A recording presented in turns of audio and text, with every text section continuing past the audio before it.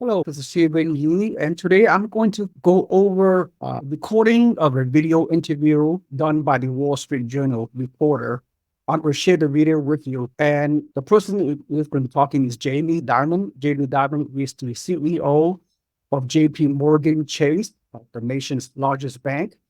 And in case you do not know, Jamie Dimon is a very influential a businessman in the country. As a matter of fact, some people predict that he's going to be soon once he quit and leave J.P. Morgan Chase, he might be going to a very high top governmental agency, head of an agency. I don't know what might that be. You could pretty much guess. Who knows? Could be the next chairman of the Federal Reserve. We do not know. But some people can even predict that he might enter the presidential race, maybe not this election year, maybe 4 years later, because he's only 68 years old. But anyway, when J.D. Diamond talks, people listen. I believe the John Hancock commercial years ago, when somebody talked, you listen. Anyway, so his interview, I'm going to share that with you. So you can make a comment because his comments are very interesting. How he relates to the consumer economy and how his comments relates to the real estate market, the housing market, and the different type of demographics that makes up the housing market and what some people will say better than others, meaning the wealth gap is really going the opposite direction. Let me play the tidbits on the video and let's talk about some of the comments that he's making. All right, so let's play this. Specifically on the economy. As the chief exec of America's biggest bank, you have an unrivaled insight into the financial health of the US consumer. What are people doing with their money right now? So you have to look at a little bit in context. The consumer's in pretty good shape right now. Unemployment's under 4%. It's been there for 2 years. Housing prices are up. Stock prices are up. Jobs are plentiful. Wages are finally going up at the low end. The consumer's in pretty good shape. The one thing you got to be cautious about, a lot of it is driven by just fiscal spending. Mm-hmm. So even today, the deficit is 6% of GDP, almost $2 trillion. That's driving a lot of this growth, and that will have other consequences possibly down the road. Okay, all right. Here's my take so far, okay? And I want you to have your comments. That really is disturbing what he just said. Similar to the easy money is driving the economy. Think about it, right? When the pandemic occurred in 2020, the Federal Reserve Chairman, Jerome Powell, he has to stimulate the economy, right, to prevent from going into chaos. So he lowered the interest rate, right? He lowered the mortgage interest rate to like 2.5% in the middle to the latter part of 2020. At that time, there was easy money. That's why what he said. But let's continue with this video. Inflation, which may not go away like people expect. So when I look at the range of possible outcomes, you can have that soft landing. I'm a little more worried that it may not be so soft and inflation may not quite go away people expect. I'm not talking about just this year. I'm talking about 25 and 26. The rates may have to go up a little higher. I'm talking about the 10-year rate, the 5-year rate, and that can have consequences. Yes. The consequences are being felt, right? What he said was a 10-year treasury rate. The mortgage rates are directly affected by the ups and downs of the 10-year treasury. So when he said the 5-year and the 10-year treasury will be lingering on with at a higher elevated rate for the next few years, this means the mortgage rates itself will stay fairly elevated for at least for the next few years, right? So again, the 10-year treasury rate, the mortgage rate patterns itself after the 10-year treasury. So that means the mortgage rate, which is right now, which is pretty good according to Mortgage News Daily as we speak. Right now, that was today. Right now, it's the 16th of June, 2024. According to Mortgage News Daily, right now, the mortgage rate is 6.98%. So under 7%, which is a very good positive psychological factor. But the way he said is really disturbing.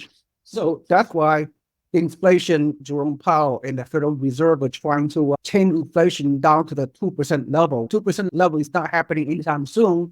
So we do not expect mortgage rate to come down that quickly, if at all, in the next few years. So let's continue on with the interview and let's see what else we can pick up. But right now, you describe a pretty rosy picture, and yet we know consumers aren't feeling it. Why this disconnect? You have to look at different consumer shares. The bottom 20% of America have not done particularly well over the last 20 years. Incomes barely went up. Remember, suicide, fentanyl, crime, inflation. There are a lot of negative effects. Some people can't get mortgages, can't buy the home. There's part of society who's struggling, part of society who's not. And I think that's a different issue about how we deal with the policy. But Of course, he's being very discreet about it. What he's saying is that, to me, I think you and I know that. Please comment below. There's a wealth gap. That's a difference in U.S. society right now. There's a difference between the haves and have-not. Let's be real. The working poor, their fixed wages, their wages are static, and they are being priced out of the building wealth. In other words, the buying a house, the American dream, is pretty much is out the window for the working poor. So that 20% of the consumer he mentioned, yes, they are more likely because they do not own a home. Not only that, but they have this medical issues, lifestyle issues with the drugs and all that he mentioned, and they can't keep up. The working poor, the middle class and below, are falling behind in wealth creation in the American dream scenario. And the wealthy, the people that can afford to buy a home, all those years, the homeowners, they have historically low mortgage, yet they are achieving massive amount of equity in their homes. That group of consumer, the upper middle class and the wealthy class, they are doing well, right? And so that's reality. And he's being very, very cautious and discreet about the way he uses some of his words. Yeah, it's just very sad. As a matter of fact, let me show you a partial article here. Housing affordability remain near historic low level.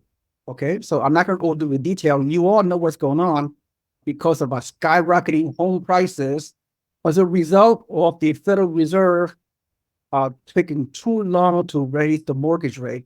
Jerome Powell allowed the mortgage rate to be at a historical rate from the onset of COVID in middle of 2020 all the way until the summer of 2022, before the Federal Reserve raised the rate from a historical low of 3% or lower into gradually toward the second half of 2022, when we see some skyrocketing mortgage rates from 3% to 4, 5, 6, 7%, even to 8%, right? And then that causes all kind of chaos. And right now we are bearing the consequences of the Federal Reserve.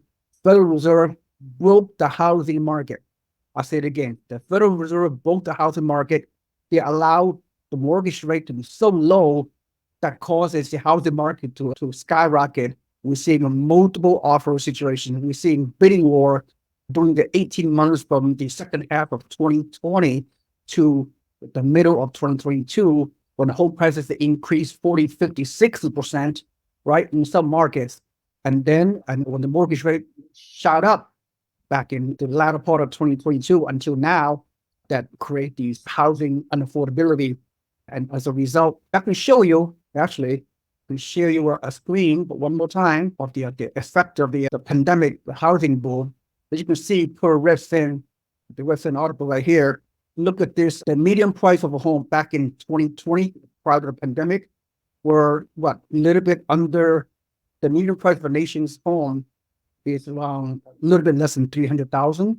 Then you see the skyrocketing home prices from 2021 to 2022. We're talking massive, right?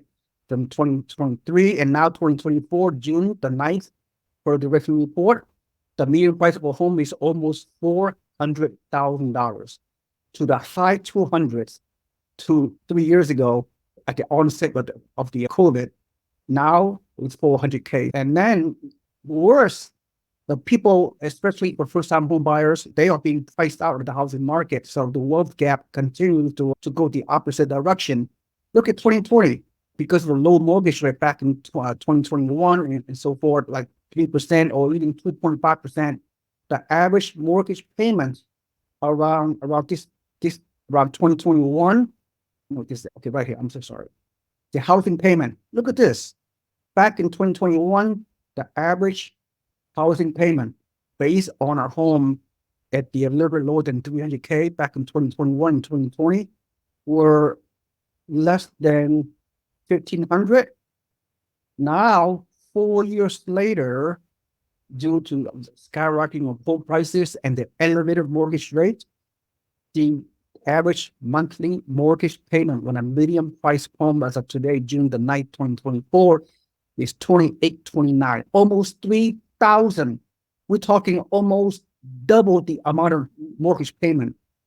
Now, that is why, as we all know, that the home affordability is at a historical low. That is very sad situation. Let's get back to the interview by Jamie Dimon. Now you can see why that has people upset. Just to go back to the soft landing, in the letter, you concede you were on the hawkish side, but then things played out in a more benign fashion. But you're still, it's a slightly begrudging concession. You yourself sound quite glum in the letter. Can you tell us a bit more about why that is? So I'm not looking at a year. I'm not making a forecast. I'm trying to say, what are the range of possible outcomes?